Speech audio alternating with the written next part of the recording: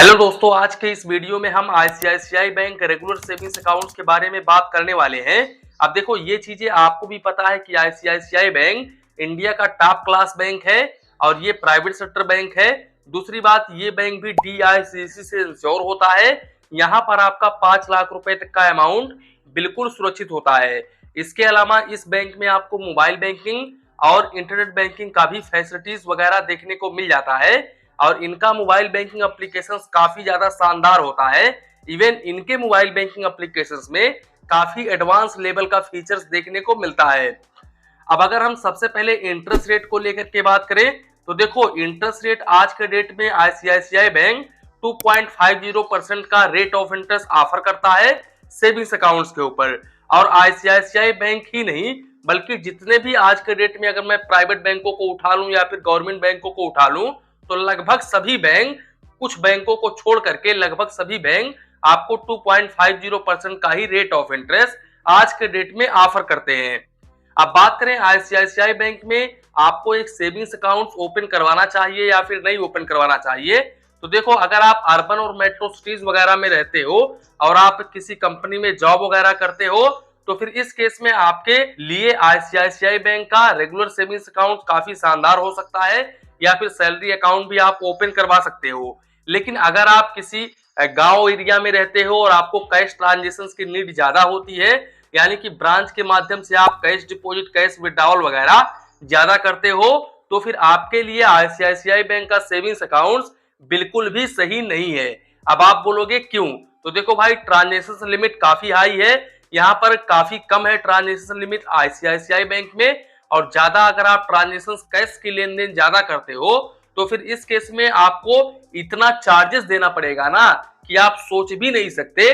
तो इसलिए मैं कह रहा हूं कि अगर आपको कैश डिपॉजिट, कैश विड्रॉवल ज्यादा करना है और आप रूरल एरिया में रहते हो तो फिर सबसे अच्छा एसबीआई ही है, क्योंकि एसबीआई में आपको ज्यादा चार्जेस वगैरह पे नहीं करना पड़ता है। अब दूसरी बात, अगर हम एलिजिबिलिटी क्राइटेरिया को लेकर के बात करें तो यहाँ पर 10 ईयर से भी आप अपना सेविंग्स अकाउंट ओपन करवा सकते हो। 10 ईयर से माइनर अकाउंट ओपन होता है।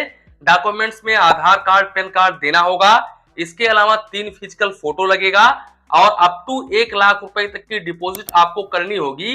अकाउंट ओपन करते समय इनके कर्मचारी लगभग 1 लाख रुपए तक का डिपॉजिट करवाते हैं। ये रियलिटी है, सच्चाई है, मैंने खुद जाकर के देखा है। अब कहीं कहीं आपको 25,000 रुपए भी डिपॉजिट करनी पड़ सकती है, तो कहीं कहीं 50,000 रुपए या फिर कहीं कहीं 1 लाख रुपए भी ये लोग मांग लेते हैं।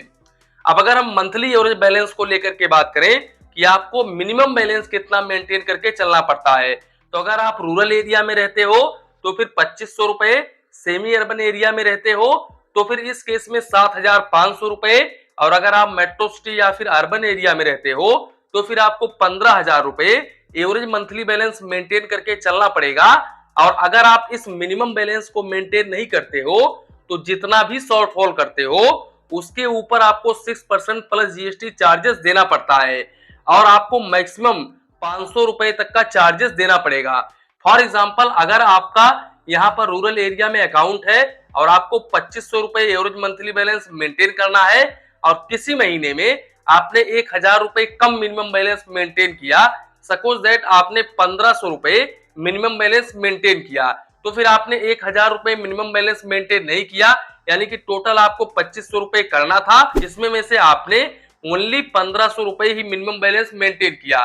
तो फिर इस केस में 1,000 रुपए का आप 6% निकाल लेना और उसमें 18% प्लस जीएसटी जोड़ लेना, जितना आएगा आपको उतना चार्जेस देना पड़ेगा। तो ये तो है इनका मिनिमम बैलेंस चार्जेस।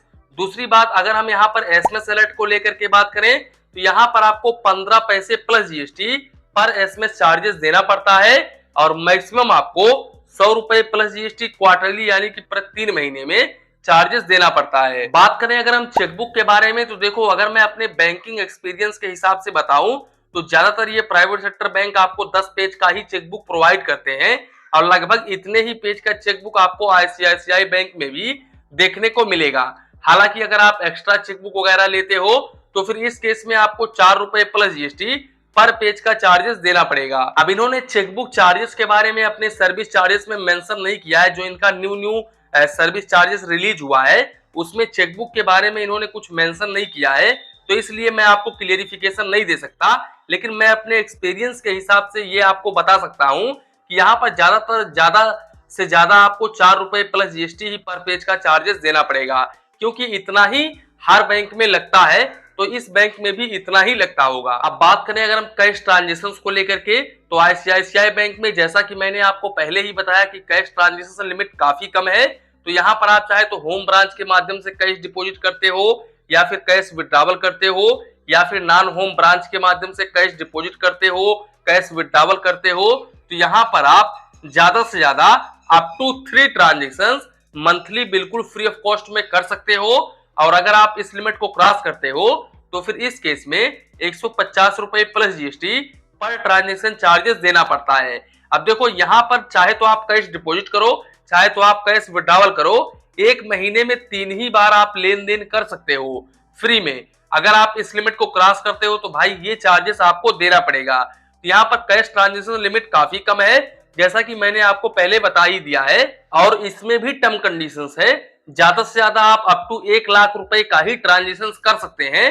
अगर आप इस लिमिट को क्रॉस करते हैं तो फिर इस केस में 3 रुपए 50 पैसे प्लस जीएसटी पर 1000 के हिसाब से चार्जेस देना पड़ता है, और मिनिमम आपको 150 रुपए plus GST per transaction charges देना पड़ता है। बात करें अगर हम डेबिट कार्ड को लेकर के, तो यहाँ पर आपको क्लासिक वेरिएंट का डेबिट कार्ड देखने को मिलता है, और इस डेबिट कार्ड के ऊपर एनुअल मेंटेनेंस चार्जेस, अगर आपका सेविंग्स अकाउंट मेट्रो सिटी या फिर अर्बन में है, या फिर रूरल में है, या फिर सेमी अर्बन में है, तो फिर आपको 300 रुपए प्लस जीएसटी देना पड़ेगा। और अगर आपका सेविंग्स अकाउंट ग्रामीण लोकेशन पर है तो फिर आपको 150 रुपए चार्जेस देना पड़ेगा। और अगर आप रिप्लेसमेंट वगैरह करवाते हो डेबिट कार्ड को, तो फिर इस केस में यहाँ पर आपको 300 रुपए चार्जेस देना पड़ेगा। बात करें काउंट ऑफ ट्रांजेक्शंस को लेकर के, तो भाई आईसीआईसीआई बैंक के एटीएम से एक महीने में आप 5 बार पैसे निकाल सकते हो बिल्कुल फ्री ऑफ कॉस्ट में इनके एटीएम कार्ड के जरिए। और अगर आप इस लिमिट को क्रॉस करते हो तो फिर इस केस में आपको 23 रुपए प्लस जीएसटी चार्जेस देना पड़ता है। हालांकि नॉन फाइनेंशियल ट्रांजेक्शंस अगर आप इनके एटीएम के माध्यम से करते हो, यानी कि आईसीआईसीआई बैंक के एटीएम से नॉन फाइनेंशियल ट्रांजेक्शंस करते हो, तो ये बिल्कुल फ्री ऑफ कॉस्ट है, यहाँ पर आपको कोई भी चार्जेस नहीं देना पड़ेगा। और अगर आप इस डेबिट कार्ड से किसी दूसरे बैंक के एटीएम से ट्रांजेक्शंस वगैरह करते हो, तो फिर इस केस में मंथली आप 5 ट्रांजेक्शंस कर सकते हो, और मेट्रो सिटी से मंथली आप 3 ट्रांजेक्शंस बिल्कुल फ्री ऑफ कॉस्ट में कर सकते हो। अगर आप इस लिमिट को क्रॉस करते हो तो फिर इस केस में फाइनेंशियल ट्रांजेक्शंस के ऊपर 23 रुपए प्लस जीएसटी, और नॉन फाइनेंशियल ट्रांजेक्शंस के ऊपर 8 रुपए 50 पैसे plus GST per transaction charges देना पड़ता है। और इस डेबिट कार्ड के ऊपर लिमिट आपको अप टू 1 लाख रुपए तक का देखने को मिल जाता है। साथ ही साथ अगर आपके सेविंग्स अकाउंट्स के ऊपर ईसीएस लगा हुआ है और बैलेंस ना होने की वजह से ईसीएस बाउंस हो जाता है, तो फिर इस केस में आपको 500 रुपए प्लस जीएसटी चार्जेस देना पड़ेगा, जो कि ऑटोमेटिकली आपके अकाउंट से डेबिट हो जाएगा। एक बात मैं आपको क्लियर कर दूं कि ज्यादा से ज्यादा 3 बार ही ये बैंक रिकवरी करेगा ईसीएस रिटर्न चार्जेस। एक महीने में 3 बार आपको चार्जेस देना पड़ेगा अगर आपके अकाउंट में बैलेंस नहीं होता है तो। अब अगर हम बात करें आईसीआईसीआई बैंक के कर्मचारियों के व्यवहार को लेकर के कि इनके कर्मचारियों का व्यवहार आपके प्रति कैसा होता है, तो भाई इनके कर्मचारियों का व्यवहार आपके प्रति काफी अच्छा होता है। अगर आप इस बैंक में कोई भी काम वगैरह करवाने के लिए जाते हो, वैसे इनका ज्यादातर काम इनके मोबाइल बैंकिंग के माध्यम से हो जाता है, लेकिन अगर कुछ काम आपको करवाना पड़ता है इनके ब्रांच में जाकर के, तो ब्रांच में बहुत ही इजी और बहुत ही जल्दी काम होता है, क्योंकि इनके कर्मचारी काफी अच्छे होते हैं। कोई भी ब्रांच आप उठा करके देख लो, किसी भी ब्रांच में जाओगे आईसीआईसीआई बैंक के, तो वहां पर आपको अच्छा रिस्पांस देखने को मिलेगा। तो दोस्तों कुल मिलाकर के ये था आईसीआईसीआई बैंक का रेगुलर सेविंग्स अकाउंट। अब आप यहां पर डिसाइड कर सकते हो कि मुझे इस बैंक में अपना एक सेविंग्स अकाउंट ओपन करवाना चाहिए या फिर नहीं ओपन करवाना चाहिए। तो इसी के साथ में वीडियो समाप्त करते हैं। वीडियो पसंद आया हो तो प्लीज वीडियो को एक लाइक करिए और अपने चैनल फाइनेंस बैंकिंग को सब्सक्राइब करिए। मन में कुछ डाउट हो, कंफ्यूजन हो तो प्लीज कमेंट करिए। धन्यवाद, मिलते हैं नेक्स्ट वीडियो में।